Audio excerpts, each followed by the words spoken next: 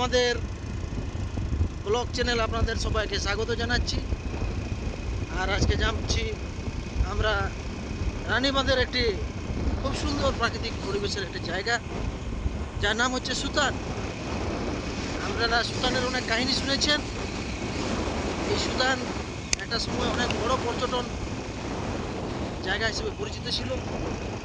আজ তার কিছু কারণে এটা বিপর্যস্ত হয়ে গেছে এবং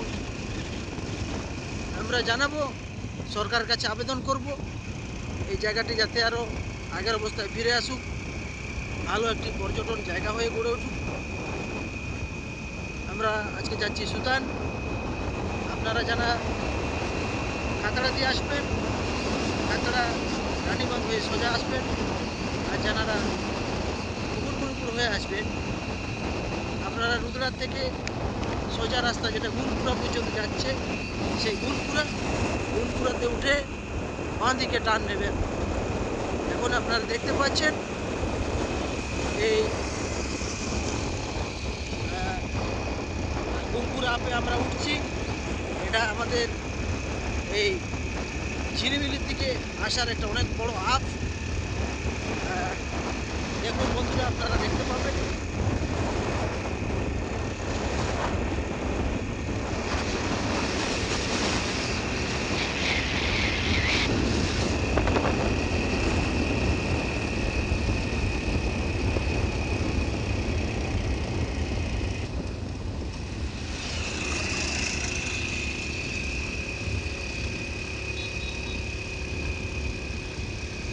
এই জঙ্গলমহলের সুন্দর সুন্দর গাছ, শাল গাছ আপনারা দেখতে পাচ্ছেন দুই প্রান্তে। আর বসন্তে ভরে উঠেছে অনেক, একটু ঠান্ডা লেগেছে। পলাশ ফুল,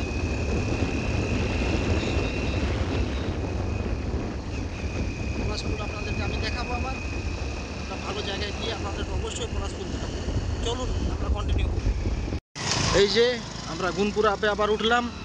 এইদিকে চলে গেল, দেখুন ওইদিকে ঝিলিমিলি। আর এইদিকে যে রাস্তাটা বাঁ দিকে নিতে হবে, বাঁ দিকে এলেই আপনারা পেয়ে যাবেন যেটা সুতানের দিকে যাওয়ার রাস্তা। আমরা আবার কন্টিনিউ করেছি আমাদের যাত্রাপথ। আপনারা অবশ্যই সবাই ঘুরতে আসবেন।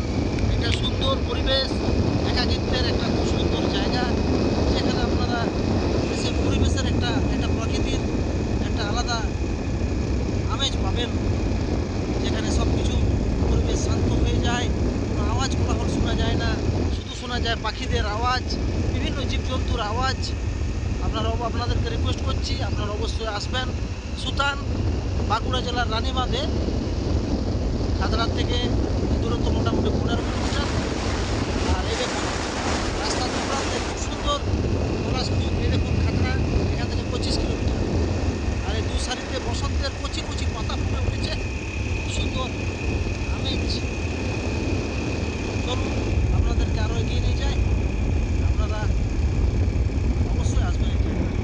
যাওয়ার পথে একটা খুব সুন্দর জায়গার আমরা হদিশ পেয়ে গেলাম। রাস্তার ধারে একটা ওয়াচ টাওয়ার, আর এখান থেকে দৃশ্যটা আপনাদেরকে দেখানো হচ্ছে। এটা দেখুন কত সুন্দর।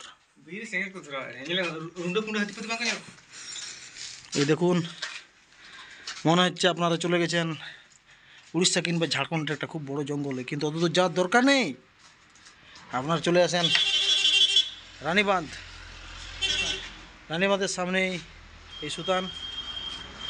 এই দেখুন দৃশ্যটা দেখুন কত সুন্দর, সবুজ পাতায় ঘেরা এই জঙ্গল। দেখুন দূর দূরান্তে জঙ্গলের পর জঙ্গল চলে গেছে। চলে এসেছি, আস্তে আস্তে আমরা অগ্রসর হয়েছি রাস্তার উপর দিয়ে। আর দেখুন এই রাস্তাটা অনেক গাড়ি এটা দিয়ে যাতায়াত করে, হাই রোড। এই দেখুন এখানে একটা ফায়ার ফাস্টিং হয়েছে, মানে বনের মধ্যে দাবানল সৃষ্টি হয়ে গেছে। এই দেখুন এখানে আগুন লেগে গেছে। আর এই যে সামনে রাস্তাটা দেখতে পাচ্ছেন, এই রাস্তা দিয়ে আমাদের ডান দিকে ঢুকতে হবে। এই যে রাস্তাটায় এই দেখুন সুতান হচ্ছে এখান থেকে 6 কিলোমিটার। গাড়া বাঁকা পথ দিয়ে আমরা ঢুকে পড়েছি সুতানের রাস্তায়। রাস্তাটা একটু সংকীর্ণ, কিন্তু কোনো অসুবিধা নেই যাতায়াতের জন্য। এই রাস্তা দিয়ে সবাই যাতায়াত করতে পারে। আর দুপাশে ঘন জঙ্গল, এবং এই জঙ্গলের মধ্যেই রয়েছে এই সুতান যে জায়গা, এটি পর্যটন আগে ছিল, এখন অনেকটাই সেটা প্রায় বন্ধের মুখে। এই যে ফায়ার পোস্টিং দেখাচ্ছিলাম আপনাদেরকে।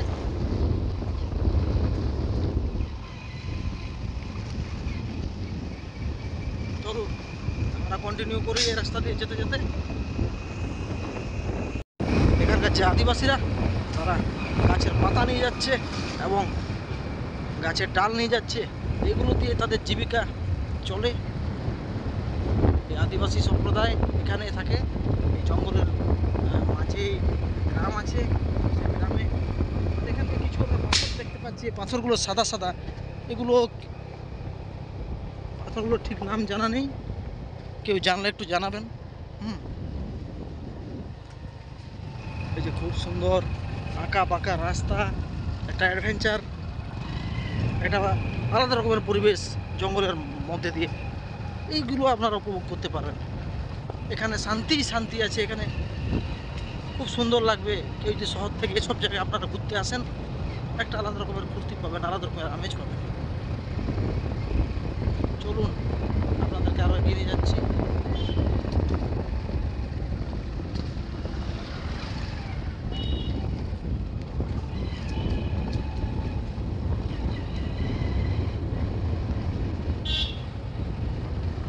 অনেকেই দূর দূরান্ত থেকে এখানে ঘুরতে আসছেন,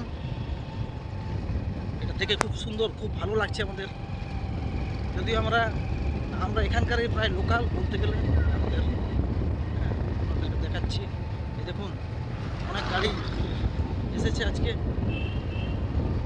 যারা এই জঙ্গলমহল ভিজিট করছেন তারা অনেকে এখানে ঘুরতে আসছেন।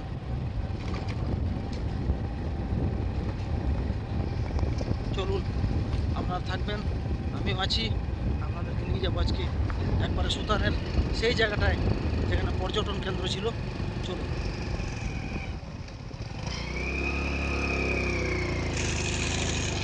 বসন্তের একবারে ছাপ এখানে একটা দেখতে পাওয়া যাচ্ছে।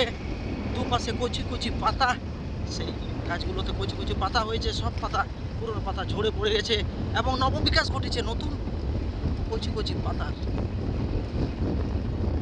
দেখুন আপনাদেরকে দেখাচ্ছি কি সুন্দর একটা মনোরম পরিবেশ, কি সুন্দর একটা আবেগ, একটা উন্মাদনা এখানে। এবং পরিবেশ আপনারা অন্য কোথাও পাবেন না। সত্যিই খুব ভালো লাগছে এই জায়গায় এসে। আমরা চাইবো আপনারা আসবেন, এই জায়গাটা দেখে যাবেন। এখানকার পরিবেশ, এখানকার প্রাকৃতিক সৌন্দর্যের প্রতি আপনারা একটু দেখা করে যাবেন। কি সুন্দর লাগে এই জায়গায় এসে।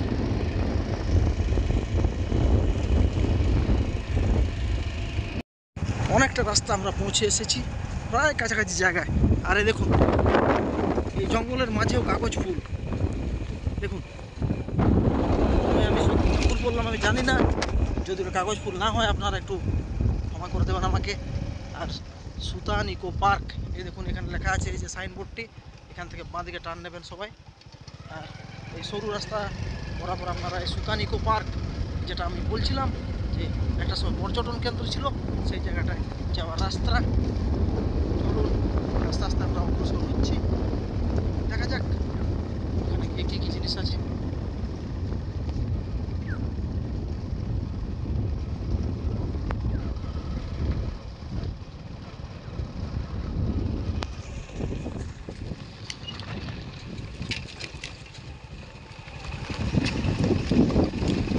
যদিও রাস্তা খারাপ,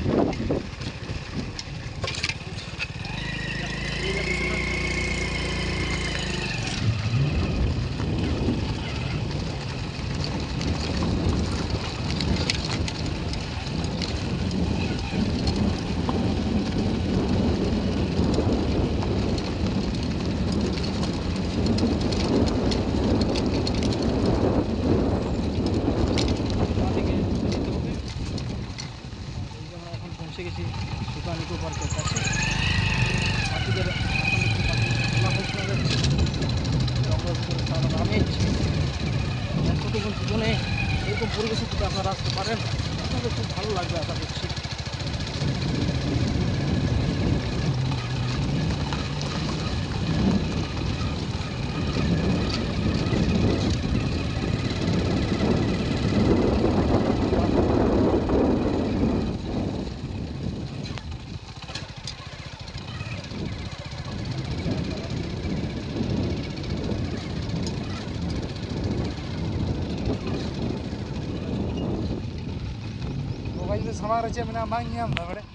ইকো পার্কের ভিতরে দেখুন এই জায়গাগুলো ধ্বংস হয়ে গেছে।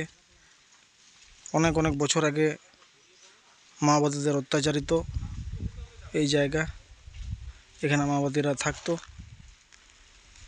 আর এই দেখুন কিছু গেস্ট হাউস আছে এখানে ভিতরে, আর ওদিকে কিছু গেস্ট হাউস। জায়গাগুলো অবস্থা খুবই খারাপ। আর এই দেখুন অনেক দূরে দেখাচ্ছে, এগুলো আজ থেকে কিছু অনেক বছর আগে মাওবাদীদের অত্যাচারিত এই জায়গা। মাওবাদীদের অত্যাচারে সব জায়গাগুলো ধ্বংস হয়ে গেছে।